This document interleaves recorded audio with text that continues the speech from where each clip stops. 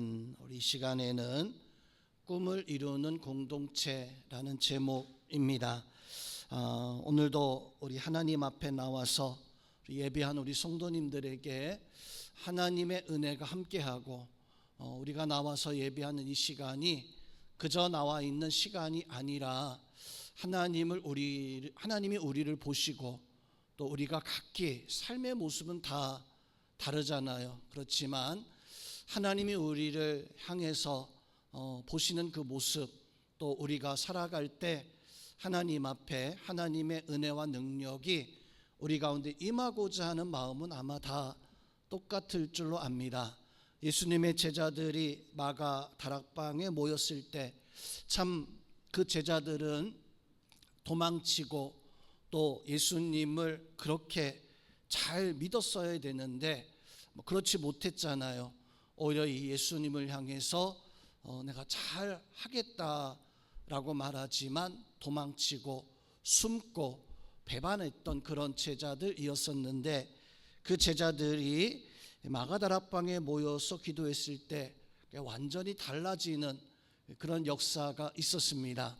바로 한마음 한뜻 되어져서 모였을 때 그 제자들이 이제 하나님의 꿈을 이루는 공동체가 되어졌었던 것처럼 우리 성도님들도 각기 삶의 모습은 다 다르고 또 내가 가지고 있는 믿음의 모습이 참 하나님 앞에 자랑할 것 같은 그런 모습은 좀 부족해도 하나님 이 시간 마가다락방의 그 역사처럼 우리에게 함께 하시고 또 이 시간 마음을 같이 할 때 잘하시는 분도 있지만 좀 나중되거나 내가 열심 내지 못하시는 분들도 또한 있습니다. 그러나 마가다락방에서 하나님은 공평하게 모든 사람에게 은혜를 더하여 주셨습니다. 이 시간에 우리 성도님들에게도 그 하나님의 놀라우신 그 은혜가 우리 성도님들 가운데 충만히 나타날 수 있는 그런 은혜의 시간, 우리가 함께 꿈을 이뤄갈 수 있는 믿음의 공동체 다 되어질 수 있는 우리 성도님들이 되시기를 주님의 이름으로 축원드립니다. 교회를 헬라어로 에클레시아라고 이렇게 이야기를 합니다. 그 뜻은 하나님 앞에 하나님이 불러서 모여있는 사람들이라는 뜻을 가지고 있어요. 성도 여러분, 우리가 이 자리에 왜 나와 있습니까? 우리는 그냥 여유 있어서 시간적으로 이곳에서 누구 만나기 위해서 그래서 나와 있는 것이 결코 아닌 줄로 압니다. 여러분, 왜 나와 있어요? 하나님이 여러분들을 부르시고 또 그 부르심에 오늘 이 자리에 다 나와서 함께하는 그런 은혜가 우리 성도들 가운데 충만하기를 주님의 이름으로 축원드립니다. 교회는 예수님을 하나님으로 고백하는, 예수님에게 충성을 다짐하는 그 사람들이 모여있는 공동체, 바로 교회입니다. 우리는 잘 모르지만, 내가 예수님 믿는 것이 잘 모르지만 분명한 것은 예수님이 우리를 부르셨고 우리 이 자리에 누구 때문에 나왔냐면 오직 한 분, 예수님 때문에 나와서 이 시간 예배하고 있습니다. 세상에는 많은 공동체가 있어요. 근데 그 많은 공동체가 특징이 있다면 다 목적과 이익이 있어서 어떤 국가나 사회가 이렇게 나라를 세우고 어떤 사회 단체들 이렇게 되어져 있는 것은 거기에 이익이 있기 때문에, 거기에 내가 뭔가 돈이나 어떤 그런 뭔가 목적을 가지고 있기 때문에 그 권력을 또 거기서 내가 살아가는 어떤 것을 취하고자 그래서 어떤 단체, 공동체를 만들어서 살아가게 되어집니다. 성도 여러분, 교회는요 절대 그런 게 없어요. 우리가 오늘 이 자리에 나온 게 어떤 우리의 이익 때문에 오늘 이 자리에 나온 게 결코 아닐 겁니다. 어떤 목적을 내가 이루기 위해서 내가 교회 가면 내가 목적을 이룰 수 있겠구나, 내가 원하는 게 있는데 그 목적을 이룰 수 있겠구나라고 해서 아마 이 자리에 나오신 분은 없을 겁니다. 우리가 나와 있는 그 이유는 다 똑같아요. 바로 교회의 기초는 바로 예수님이시고 예수님을 고백하는 신앙의 그 고백을 내가 가지고 있기 때문에 그 신앙 고백 가지고 우리 시간 나와 있는 것은 오직 한 가지죠. 예수님을 사랑하고 그 예수님을 내가 사랑하기 때문에 그냥 그 사랑에 감사해서 오늘도 그 예수님을 만나서 기도하고 또 이 시간 하나님 앞에 달려나온 오직 한 가지 그 이유는 바로 이 예수님 때문에 이 자리에 나오신 우리 성도님들이 다 그 마음 가지고 나온 줄로 믿습니다. 아멘입니까? 예. 자, 예수님도 이제 그 제자들의 어떤 고백하는 모습을 보면 예수님도 베드로가 신앙 고백을 합니다. 예수님은 하나님의 아들입니다. 예수님은 그리스도입니다라고 하는 이런 고백을 베드로가 예수님에게 했을 때 예수님께서는 베드로에게 가장 먼저 하셨던 말씀이 무슨 말씀하셨냐면 베드로야 잘했다. 내가 내 반석 위에 교회를 세워라. 성도 여러분, 베드로 사도가 예수님에게 예수님은 제가 하나님의 아들인 것을 믿습니다. 예수님은 그리스도는 바로 이제 사람이 아닌 하나님의 아들 메시아 그런 뜻을 가지고 있는 그런 의미가 있는데 베드로 사도가 그렇게 고백을 하니까 그 고백을 듣고 예수님께서는 베드로에게 그래 그러면 너는 교회를 세우면 된다라고 이렇게 응답해 주시는 모습을 볼 수가 있습니다. 즉 우리가 성도 여러분 예수님을 내가 알면 교회를 세우는데 그 교회는 땅 파고 거기에 건물 세우 그거 이야기한 게 아니잖아요. 베드로 사도가 예수님께서 주시는 명령 가지고 어떻게 베드로 사도가 교회를 세우게 되어집니까? 오늘 말씀에서도 보니까 베드로 사도는 예루살렘 거리로 나아가서 교회를 세워요. 어떻게 세웠냐면 내가 만났던 예수님, 내가 알고 있었던 예수님을 사람들에게 또한 고백하고 증거하는 이런 모습을 가지게 되어집니다. 교회는 다른 게 아니라 예수님이 부르시는 사람들, 베드로가 내가 예수님이 나를 불렀다라고 하는 것을 알았기 때문에 또 예루살렘 거리에 나가서 솔로몬 행각에 나가서 사람들에게 예수님이 당신들을 부르시고 있습니다 라고 이렇게 고백하고 있습니다.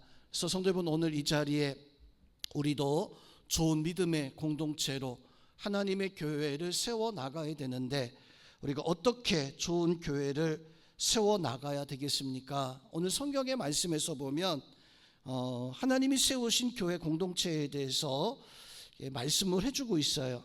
42절부터 47절까지 교회에 대해서 말씀을 해주고 있는데 그 교회가 어떤 것인가 우리 42절 말씀만 한 번 더 우리 합독을 하겠습니다. 42절 말씀 합독합니다. 그들이 사도의 가르침을 받아 서로 교제하고 떡을 떼며 오로지 기도하기에 힘쓰니라. 아멘. 자, 성도 여러분, 교회 모습이에요. 오늘 42절에서 말씀하고 있는 것이 교회의 모습입니다. 사도들에게 가르침을 받아. 자, 이걸 좀 바꾼다면 목사님에게, 목회자들에게, 셀 리더들에게, 나보다 먼저 된 자들에게 하나님의 말씀을 가르침을 받고 서로 교제하고 떡을 떼며 서로 사랑으로 교제한다라고 하는 것은 그저 그냥 차 한 잔 마시고 식사 한번 하고 절대 이거 아니에요. 오늘 여기서 이 교제는요, 사도들의 가르침을 받고 그리고 성도들이 서로 교제했다라고 하는 것은 내가 그 가르침을 받을 때 내가 느꼈던 거, 내가 그 가르침을 받았을 때 내가 이 예수님을 이전에는 잘 몰랐는데 이제는 내가 알겠어. 내가 작년까지만 해도 그냥 교회 그냥 몰랐는데 내가 이제 사도들에게, 목사님에게, 목회자들에게 아니면 셀 리더나 선생님들에게 그 예수님에 대해서 듣고 나니까 내가 예수님을 믿어야 되는구나. 내가 예수님을 이제 믿고 있구나. 그래서 내 삶이 달라지고 있는 것들, 내 삶이 새로워지고 있는 것들을 그것을 뭐라고 하고 있어요? 서로 교제하고 떡을 뗐다라고 하는 것은 같이 식탁 교제라 그러죠. 그냥 뭐 식탁 교제라고 하는 말이 그냥 좋은 말처럼 이렇게 들리는데 어쩌면 이거는 신앙적인 어떤 그 말입니다. 단어입니다. 식탁 교제, 식탁 공동체. 초대교회의 가장 중요한 예배 가운데 한 가지였었어요. 식탁 교제가, 식탁 공동체가. 우리는 밥 먹고 차 마시는 게 그게 중요한 게 아닌 것처럼 혹시나 생각될 수 있잖아요. 왜냐하면 밥 먹다가 뭐 세상 이야기하고 뭐 태풍이 뭐 일본 쪽으로 가는데 뭐 지도를 그대로 따라가는 그 모습 보면서 야, 참 안 됐다, 참 그렇다, 뭐 이런 이야기들 밥 먹으면서 하잖아요. 밥 먹으면서 야, 날씨가 너무너무 더워, 가을이 되는 것 같은데 어제 보니까 하늘이 너무 파래서 하늘은 분명 가을 같은데 날씨는 여전히 낮에는 푹푹 쪄서 뭐 견딜 수 없는 그런 날씨가 계속되고 있잖아요. 밥 먹으면서 아마 그런 얘기 할 겁니다. 그런데 식탁 공동체에서 이야기하는 그 교제는 그거 얘기하는 게 아니에요. 식탁 공동체, 서로 떡을 떼며 교제했다라고 하는 것은 내가 사도들의 가르침을 받아서, 내가 셀 리더에게 가르침을 받아서, 내가 친구에게 예수님을 소개받아서 그것에 대해서 교회 가봤더니, 내가 기도해 봤더니, 내가 성경을 읽어봤더니 이러한 교제에 대해서 이야기하고 있는 거예요. 그래서 오늘 42절 말씀을 잘 보세요. 42절 말씀에서 보니까 첫 번째는 가르침을 받고, 그 다음에 성도들이 서로 그 가르침을 받은 걸 가지고 교제한 거예요. 하나님의 은혜의 교제를 하고 난 연후에 그리고 뭐 합니까? 기도했다. 오로지 기도에 힘썼다. 이것은 신앙의 어떤 그 교회의 그 모습이, 하나님 앞에 예배의 그 모습이, 하나님 앞에서 살아가는 그 믿음의 모습이 참 은혜스러운 그런 모습을 오늘 42절에서 말씀해 주고 있습니다. 자, 이렇게 42절 이런 말씀을 가지고 이렇게 하나님 앞에 하나님을 가까이 하고 하나님을 고백하고 또 나누고 그거 가지고 같이 오로지 기도에 힘썼다. 나도 혼자 기도하기도 했지만 성도들이 모여가지고 같이 이렇게 뭐 때로는 셀로, 기관으로, 뭐 가족끼리, 때로는 뭐 혼자서, 아니면 가까운 사람끼리 뭐 새벽의 시간이 되었든 저녁의 시간이 되었든 아니면 기도의 어떤 골방이 되었든지 간에 어떤 기도에 힘쓰게 되어졌다라고 이렇게 말씀해 주고 있는데, 그 말씀 뒤에 43절부터 47절까지의 말씀에서 보면 그 성도들의 어떤 그 역사가 43절부터 47절까지 나타나고 있어요. 43절에서는 사도들로 말미암아 기사와 표적이 많이 나타나고, 뭘까요?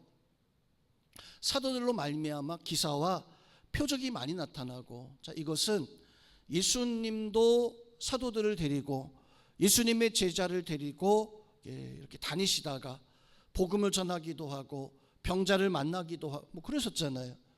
예수님이 제자들을 산상수훈에서 막 말씀을 가르치는데, 또 뭐 바닷가에서 뭐 말씀을 가르치고 있는데, 아니면 뭐 여리고 성을 이렇게 지나가고 있는데 사람들이 찾아와서 예수님에게 어떤 자기의 형편과 이야기들을 이야기했을 때 그 예수님께서 그 심령들을 붙잡고 기도해 줍니다.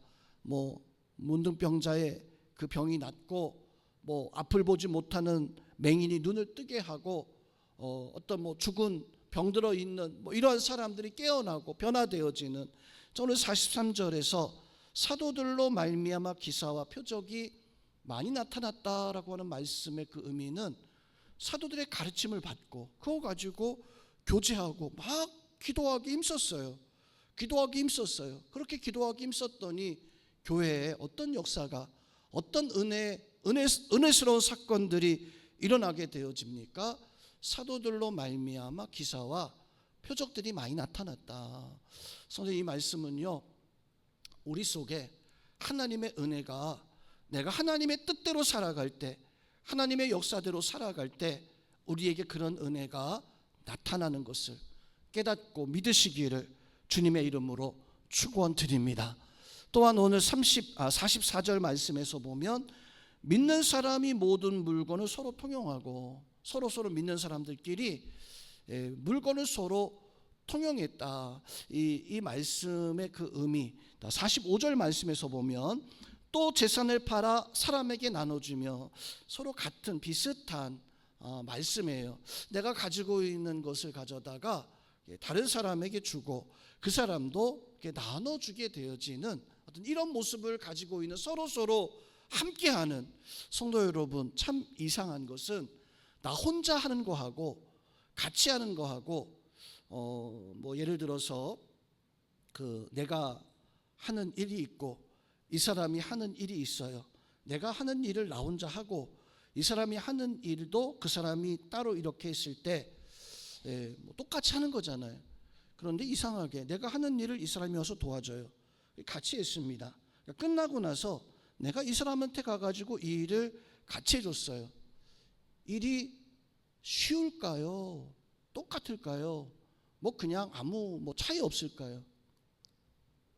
우리나라가 참 농사를 참 잘 진다고 합니다. 그래서 어디를 사막에 갖다 놔도 저 시베리아 땅에 갖다 놔도 우리 한국 사람들이 기가 막히게 농사를 잘 짓는다 그래요. 저 어떤 나라 가면 뭐 이제 동남아 그쪽 가면요 1년에 뭐 3번씩 1년 산모작이라고 하나요? 3번씩 뭐 뿌리고 거름도 주지 않아도 쭉쭉 자라서 거두는데 우리나라는 뭐 1모작 뭐 2모작이 안 돼요. 뭐 한번 벼 심기 전에 거기에 그냥 뭐 다른 거 잠깐 심었다가 그래서 어떤 경우 1.5모작 뭐 이렇게 이야기하는데 우리나라 특징이 동네 사람이 마을에 밭이 하나씩 다 있습니다. 품앗이를 하죠. 품앗이를 하는데 같이 모내기를 이 집에 와서 같이 해요. 그리고 그 다음 집 한 7, 8집이 그냥 뭐 동네 사람들이 돌아가면서 이렇게 품앗이하면 또 뭐 딴 일 있으면 또 모여가지고 그 일 해주고 나는 거기 가서 또 도와주고. 근데 놀라운 것은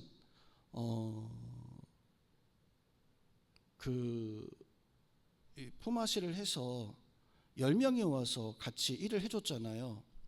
내 밭에서 10명이 가서 와서 일을 해줬잖아요. 외국의 농사꾼들은 그 품앗이라고 하는 것을 이해를 못해요. 그게 무슨 말이냐면 내 밭에 와가지고 누군가 공짜로 와서 일을 하고 거기서 열매가 생기면 그 열매는 누군가 와서 도와줬기 때문에 내가 도와준 거 내놔 해야 되는데 우리나라는 그런 게 없잖아요. 같이 와서 일하는데 그 밭에서 나오는 것은 모조리 내 거예요. 내 밭이니까. 그리고 다른 밭에 가서도 열심히 일해주지만 거기 가서 내가 열심히 일했다고 그것을 내 것이라고 하지 않아요. 그 사람 거니까 내가 그냥 도와준 것 같은 이런 오늘 성경에서 말씀하고 있는 서로 물건을 통용하고 라고 하는 것이 이것이 세상의 사람들은 다른 나라 사람들은 이해하지 못하는 개념입니다. 왜냐하면 그 품앗이 같은 그런 게 없어요. 그리고 우리나라의 전통적인 그러다 보니까 우리나라가 원래는 농사져서 그렇게 잘 살 수 있는 먹고 살 수 있는 나라가 아닌데 서로 도와주니까 잘 되는 거예요. 잘 되는 그런 역사가 있다라고 하는. 그래서 우리 한국 사람들이 다른 어떤 민족보다도 잘하는 것은 혼자 잘하는 게 아니라 누군가 도와주기 때문에 함께하기 때문에 그게 놀랍게도 성경에서 오늘 말씀하고 있는 서로 물건을 통용한다, 나눠준다라고 하는 이 어떤 품앗이와 같은 그런 개념이 있습니다. 여러분 다른 사람 집에 가서 열심히 일해주고 내 거 달라고 하지 않잖아요. 그냥 나 열심히 도와줬으니까 그래 너 많이 거둬라. 열매 많이 거둬서 좋아해주고 축하해주고 또 나도 또 그렇게 걷기를 또 원하고.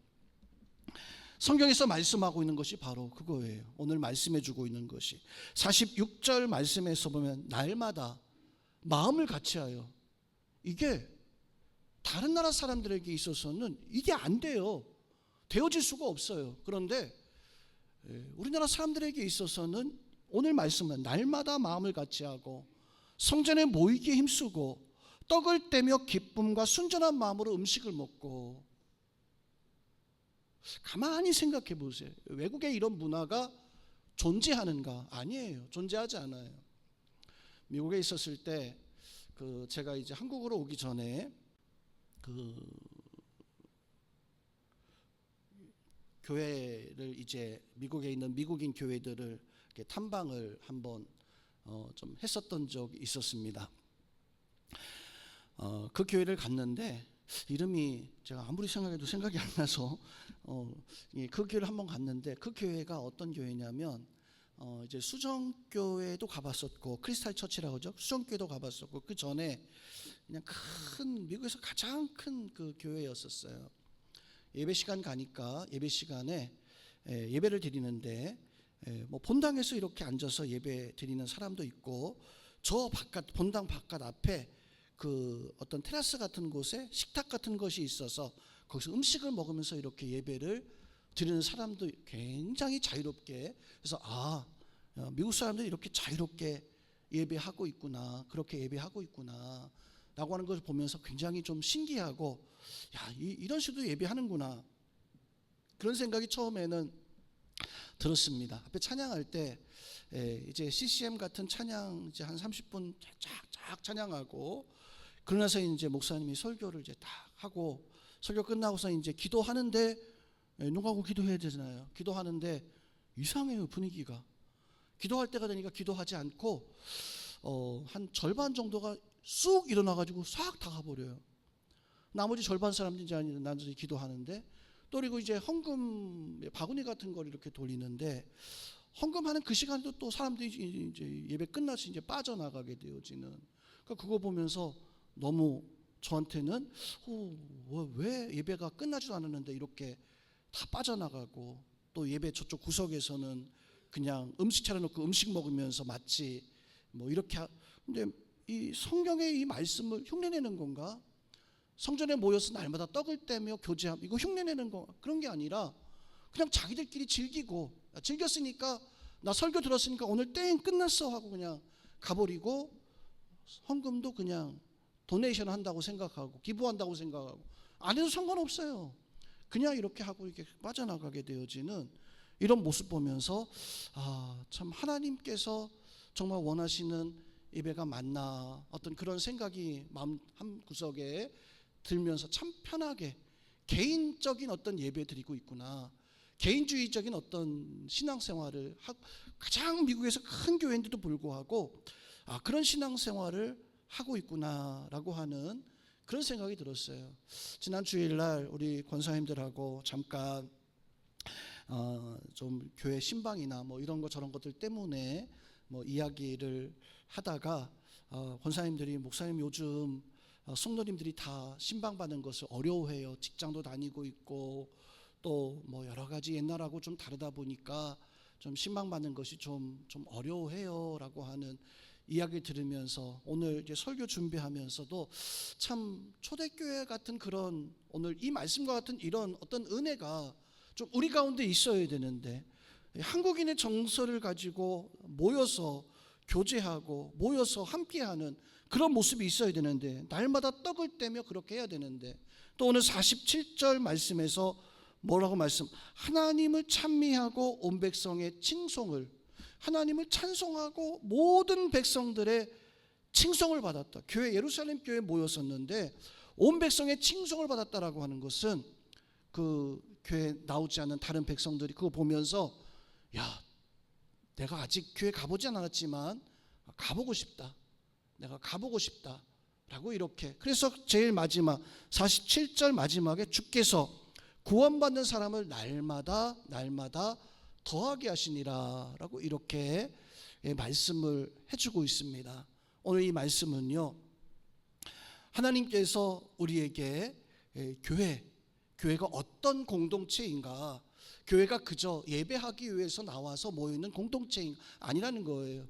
교회 공동체는 모여서 서로 마음을 같이 하고 서로 그 마음을 나누면서 하나 되어져 갈 수 있는 이런 어떤 은혜가 있어야 되고 내가 교회에서 개인주의적인 어떤 모습이 아니라 내가 성도들과 마음을 열고 내 물건 너의 물건 나누지 않고 내가 많이 가졌으면 많이 가진 것만큼 그렇게 하나님 앞에 행할 수 있는 그 은혜가 있어야 됩니다. 우리 성도님들에게도 초대교회와 같은 그런 은혜가 있어서 하나님 말씀을 듣고 또 그 말씀에 감동이 느껴지고 그 감동을 누군가에게 고백할 수 있는, 또 고백 속에서 나도 그런 고백을 듣고 또 더불어서 하나님 앞에 오늘 이 저녁의 시간에도 기도하면서 바로 살아갈 수 있는 그런 은혜가 우리 성도들 속에 함께하기를 주님의 이름으로 축원드립니다. 자, 우리는 바로 그런 기도의 마음을 가지고 바로 살아가야 되는데 어떤 공동체가 되어져야 되는가, 어떤 모습을 가지고 살아가야 되는가, 초대교회는 과연 어떤 모습을 가지고 신앙생활을 했었는가. 자, 초대교회는 어떤 모습을 가지고 있었냐면 모든 성도들이 하나님 앞에 온전히 기도하는 초대교회 모습이었었어요. 모든 성도들이 하나님 앞에 기도하는 그런 모습. 또 오늘 말씀에서 보니까 모든 성도들이 하나님 앞에 하나님을 찬송하는, 찬송한다는 건 노래도 있지만 이 찬송이라는 것은 감사하는 거예요.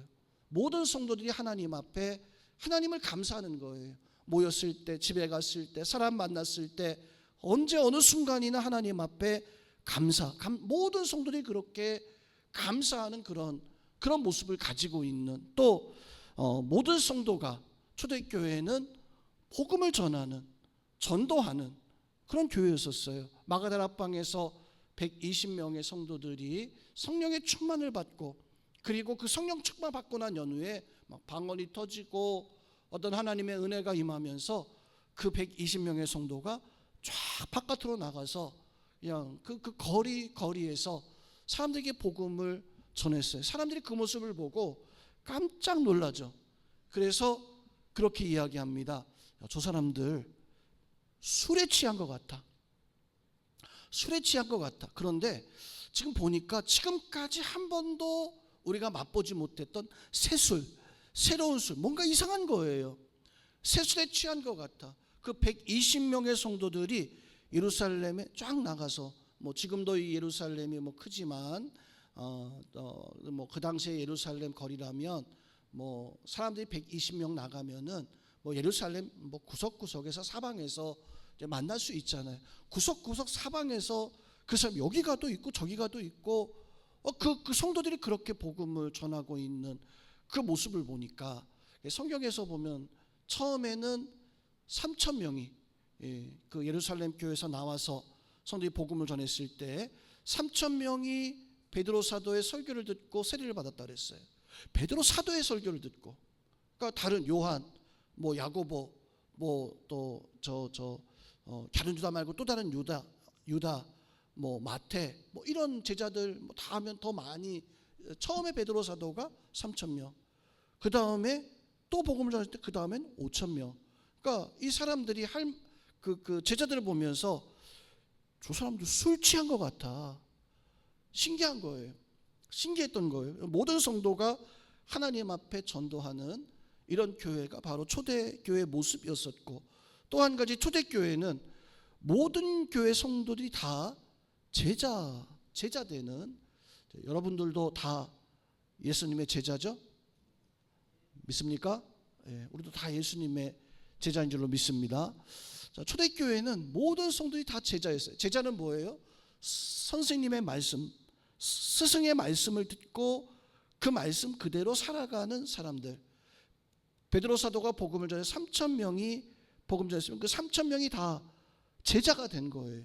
5,000명이 다 제자가 되어져서 살아가는. 그래서 초대교회의 특징은 모든 성도가 다 기도하고, 모든 성도들이 다 하나님 앞에 찬송하고 감사하고, 모든 성도들이 다 하나님 앞에 복음 전하고 그렇게 살아가고, 모든 성도들이 다 오늘 말씀하고 있는 것처럼 떡을 떼며 서로 교제하면서 사도들의 가르침을 받고, 그리고 오로지 기도하기 힘쓰는 그런 모습을 가지고 있었던 이런 교회가 바로 초대교회의 모습이었었어요. 그리고 성령의 은혜 가운데 있는 교회의 모습이었었습니다.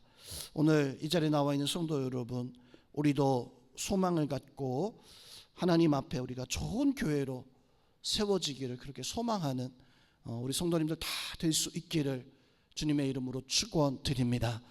그래서 우리도 모든 성도들이 다 기도하는, 다 기도할 수 있잖아요.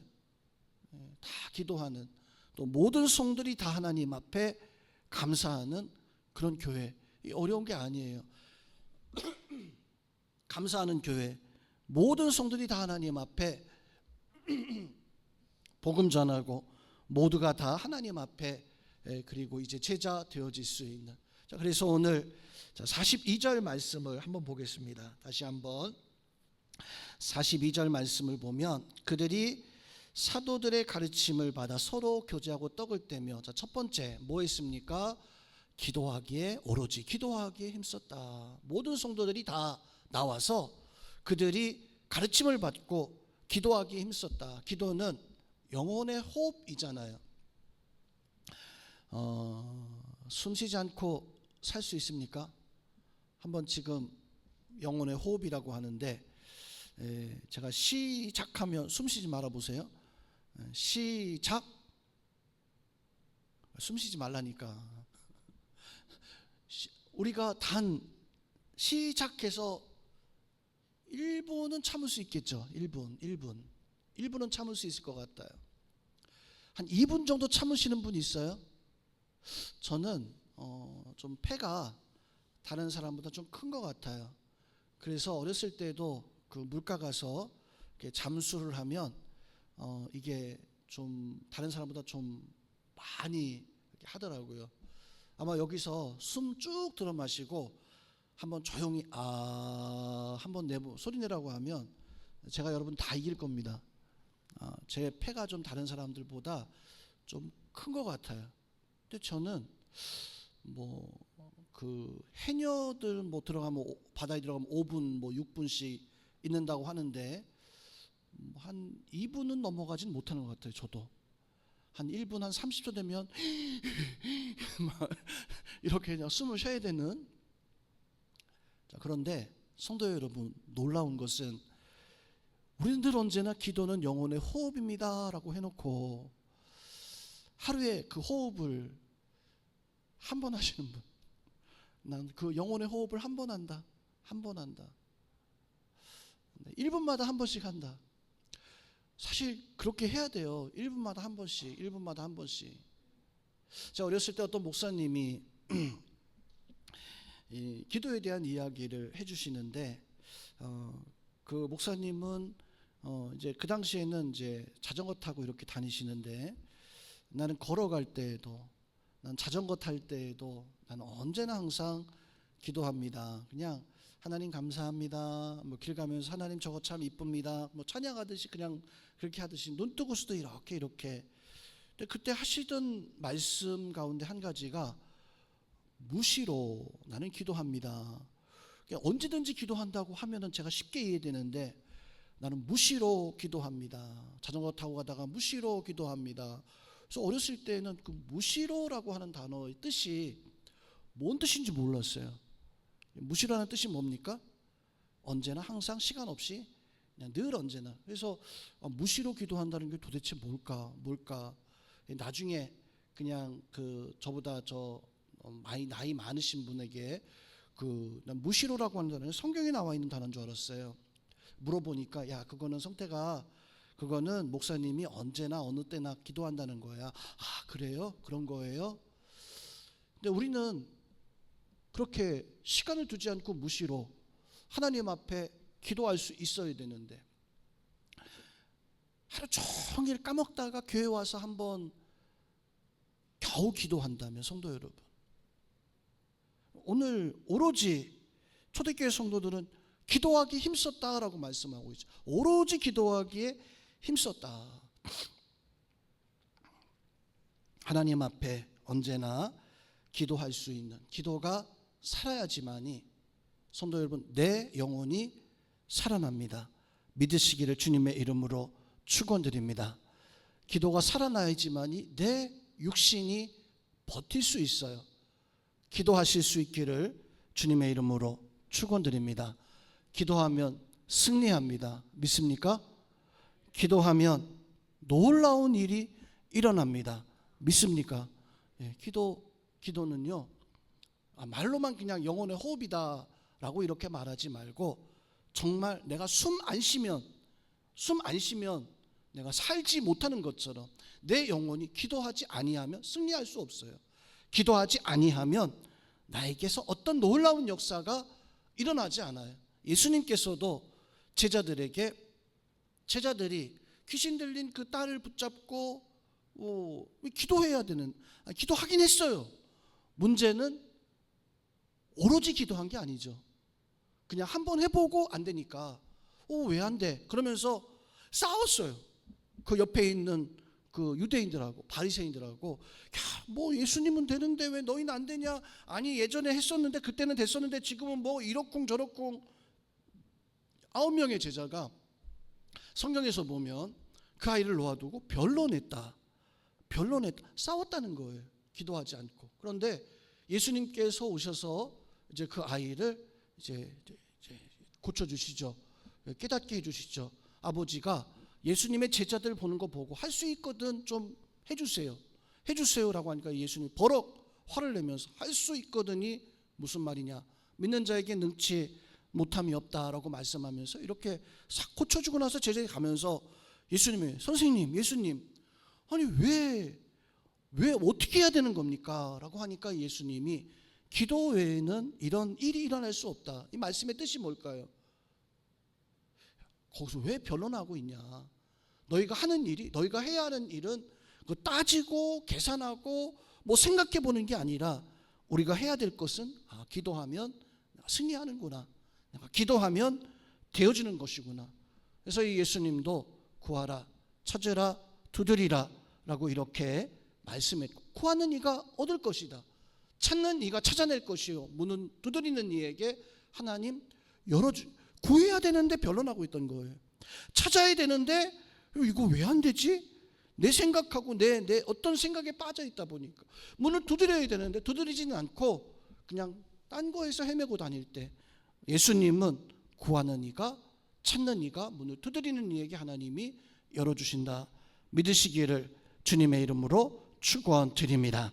자, 오늘 47절 말씀에서 보면 또 온 백성에게 하나님을 찬미하며 또 온 백성에게 칭송을 받았다.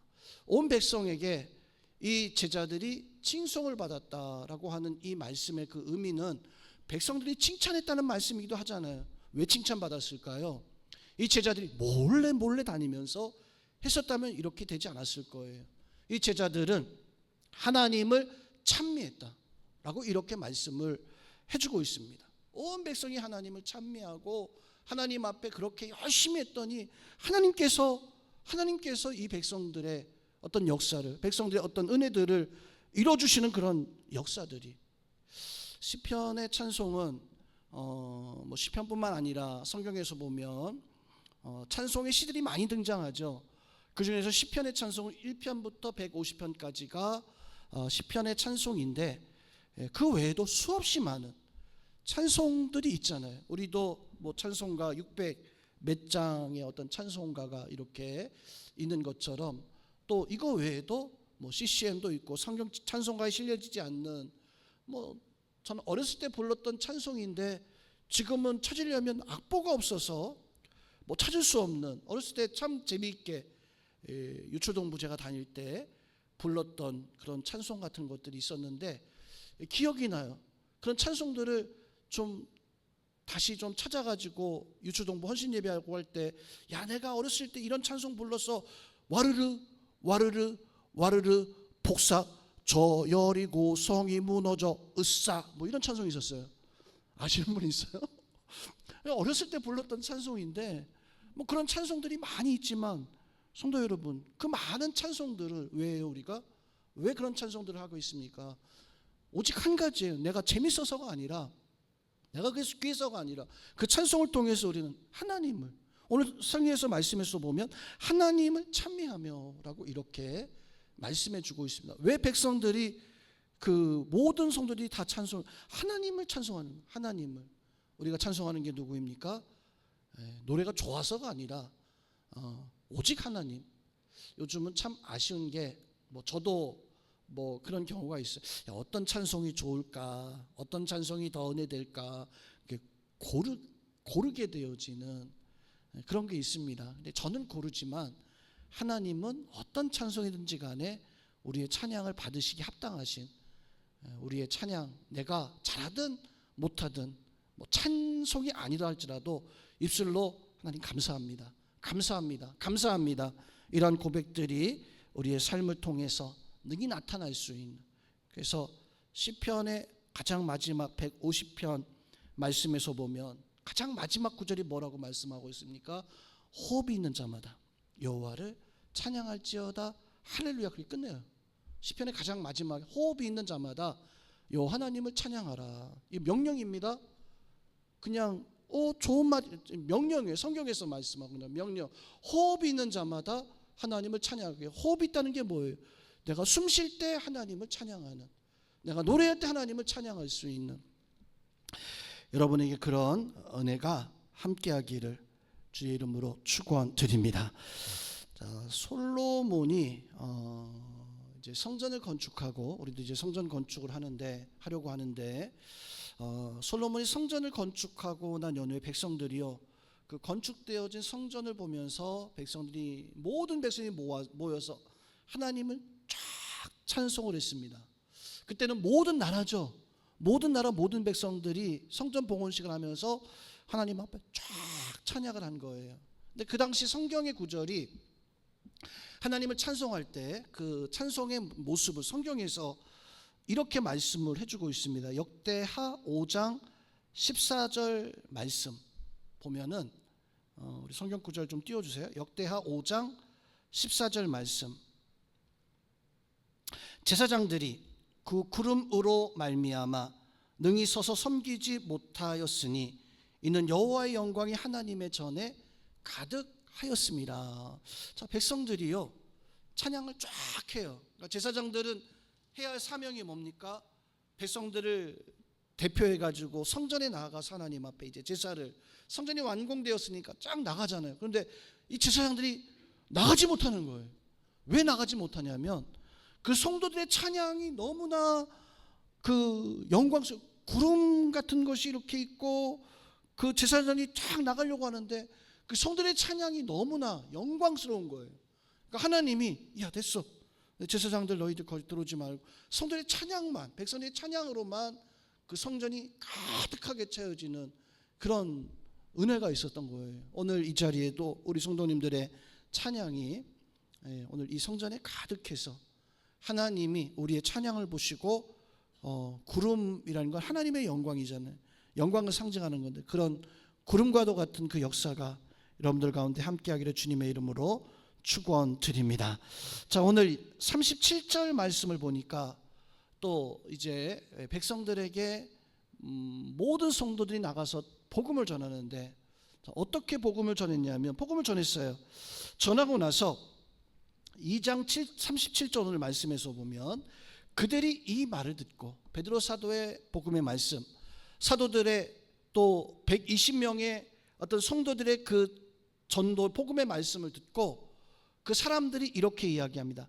그들이 이 말을 듣고 마음에 찔려 베드로와 다른 사도들에게 물어 이르되 형제들아 우리가 어이할꼬. 베드로 사도가 무슨 복음을 전했냐면 예수님에 대해서 전했어요. 예수님, 야 너희가 십자가에서 못 박혀 죽으신 죽이신 예수님이 누군지를 아느냐?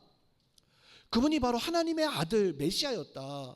그것을 베드로 사도가 사람들에게, 백성들에게 전했던 거예요. 전도한 거죠. 예수님 믿고 구원받으라고 전했던 거죠. 그걸 듣고 나니까 이 백성들이, 복음을 듣고 이 백성들이요 충격이었어요. 우리가 하나님의 아들을 죽였구나. 우리가 하나님의 아들을 죽였구나. 그래서 마음에 찔려 베드로와 다른 사도에게 물어 이르되 우리가 어이할꼬. 여기서 이 백성들은 탄식합니다. 어이할꼬. 이 탄식, 마음에 찔렸다라고 한 이 말씀의 그 의미는 어떤 거냐면 우리도 뭔가 좀 잘못했을 때, 미안할 때 조금 부끄럽잖아요. 그럴 때 있잖아요.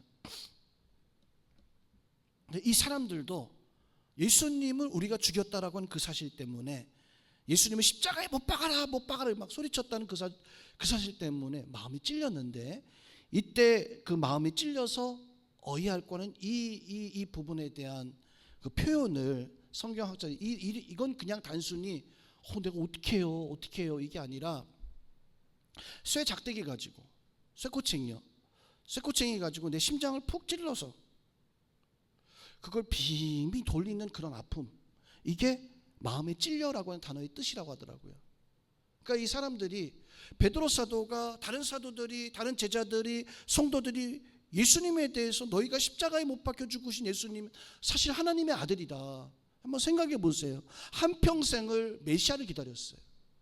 한평생을 예수님 하나님을 믿었어요. 하나님 믿고 하나님의 백성이라고, 나는 선민이라고, 율법도 지키고 제사도 지키고 그렇게 한평생을 하나님 백성이라고 이렇게 자부하던 사람들이었었어요.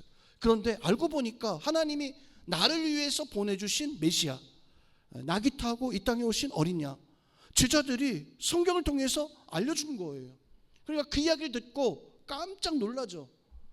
그리고 그냥 지나가다가 뭐 한번 툭 건드려가지고 아이고 물건 떨어졌네요, 제가 주워드릴게요, 이게 아니라 한평생을 그렇게 예수님을 믿었던 하나님을 믿었던, 메시아를 기다리면서 살았던, 그런데 예수님을 보고 십자가에 못 박으라고 막 소리쳤잖아요. 근데 이 십자가에 못 박으라고 소리쳤던 이 사람들이 제자들의 그 복음의 말씀을 듣고 어떤 마음을 가지게 되어지냐면, 마음에 찔렸다는 거예요. 쇠꼬챙이 가지고 푹 찔러서 내 심장을 막 이렇게 돌리고 있는 거예요. 그러면서 어이할 거. 성도 여러분, 세상의 사람들은 참 어리석어서 알지 못합니다. 참 하나님이 우리에게 어떤 분이신가라고 하는 것을 깨닫지 못해요. 그래서 아직 믿지 못하고 깨닫지 못하고 살아가는데, 이러한 역사를 언제 느낄 수 있을까요? 이러한 아픔, 이러한 고통을 하나님 앞에 가면 그때서야 깨닫는 거예요. 그때서야 내가 잘못한 것을, 내 쇠꼬챙이를 찔러가지고 내 심장을 팍 돌리면서 내가 오해해야 되냐. 그럼 이미 심판이에요. 이미 심판받는 거예요. 그 자리에 섰을 때에는. 그러하기에 그 심판받기 전에 그 백성들이 깨닫고 하나님 앞에 설 수 있도록 예수님이 우리를 위해서 못 박혀 죽으신 그 역사를 사람들에게 전할 수 있는, 왜요? 예수님의 마지막 명령이었어요. 예수님께서 이 땅에 오셔서 우리를 위해서 십자가에서 못 박혀 죽으신 것은 바로 그 한 영혼을 위해서 행하신 것인데, 그래서 예수님은 너희는 땅 끝까지 나아가서 대충 좀 해서 대충 끝내라, 이게 아니라 땅 끝까지 나아가서 모든 족속, 모든 민족 가르쳐 세례를 주고, 그러니까 완전히 철저하게 하라고 하는 이런 말씀입니다. 이제 얼마 있으면 명절이죠. 명절 때 되어지면 가족들 만나서 늘 언제나 복음 때문에, 믿지 않는 가족들 때문에 참 속상할 때가 많이 있어요. 아마 이번 명절 때에도 전도하면 너나 잘 믿어, 너나 교회 난 안 가라고 할 수도 있어요. 그래서 성도 여러분, 하나님이 우리에게 그렇게 1년에 한두 번씩 이렇게 만나게 하신 것은 복음을 전해서 하게 하라는 그런 역사인 줄로 압니다.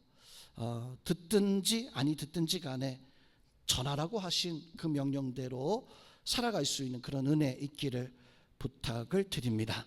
자, 마지막으로 오늘 41절 말씀을 보니까, 그 말을 받은 사람들은 세례를 받음에 이날의 신도의 수가 3,000이나 더하였더라. 자, 이 말씀은 세례를 받은 사람들은 제자 되었다는 거죠. 그날에 제자 되었던 사람들이 3,000명이나 되었더라. 베드로 사도의 설교를 듣고 이 사람들이 3,000명이나 그날 바로 세례를 받았더라. 자, 호안 까를로스 목사님의 책 가운데 제자입니까? 라는 책에 보면은 그 제자의 모습을 두 가지로 표현을 해놓고 있어요. 어떤 사람이 제자의 모습이냐? 첫 번째는 신병 훈련소에서 훈련받는 그 제자, 그런 제자의 어떤 모습을 가지고 있는 사람도 있고, 또 한 가지는 요양소에서 요양받는 제자. 어떻게 좋고 나쁜 게 있다는 게 아니에요. 제자의 모습이 조금씩 다르다는 거예요. 어떤 사람들은 훈련소에서 마치 훈련받아서 그렇게 이제 뭐 병사가 되는 거죠. 군인이 되는 거죠. 그것처럼 그렇게 훈련받는 그런 제자들이 있고, 어떤 제자들은 어떤 문제가 있어서, 어려움이 있어서, 마음의 상처가 어떤 이런 것, 우리가 어떤 모습이든지 간에 성도 여러분, 제자가 되기 위해서는 훈련을 받든지, 내가 모르는 것을 훈련을 받든지, 아니면 내가 제자의 삶을 살았었는데 지금 내가 뭔가 문제가 있다라면 다시 그 문제를 요양해서 다시 건강하게 될 수 있도록, 그래서 똑같이 이제 훈련받은 병사, 치료받은 병사, 어떤 그런 모습을 가지고 서야 된다. 예수님의 제자들이 그런 모습이었었잖아요. 예수님께서 3년 동안을 마치 훈련소에서 훈련시키듯이 데리고 다니면서 알려줬어요. 가르쳐주고 또 가르쳐주고. 근데 제자들이요, 그렇게 훈련받았지만 잘 모르잖아요. 그래서 다 도망치고 다 그렇게 되니까 마가다락방에 모여서 예수님께서 성령의 은혜를 더해 주셔서 마치 병든 자를 요양소에서 치료하듯이, 그래서 이 제자들이 드디어 제자의 삶을 살고 그리고 나아가서 복음을 전했을 때 교회가, 초대교회가 하나 한 뜻 되어져서 꿈을 이뤄나가는 그런 공동체가 되어졌던 것처럼, 성도 여러분, 참 좋은 교회는 기도하는 교회입니다. 기도하는 모든 성도가 기도하는, 모든 성도들이 하나님 앞에 감사, 찬양, 하나님께 영광, 하나님의 일을 기뻐하는, 모든 성도들이 전도에 힘쓸 수 있는, 또 모든 성도가 나 예수님의 제자야. 우리 영국교회 성도님들이 바로 그런 은혜 가지고 살아갈 수 있는 우리 모든 성도님들 다 될 수 있기를 주님의 이름으로 축원드립니다.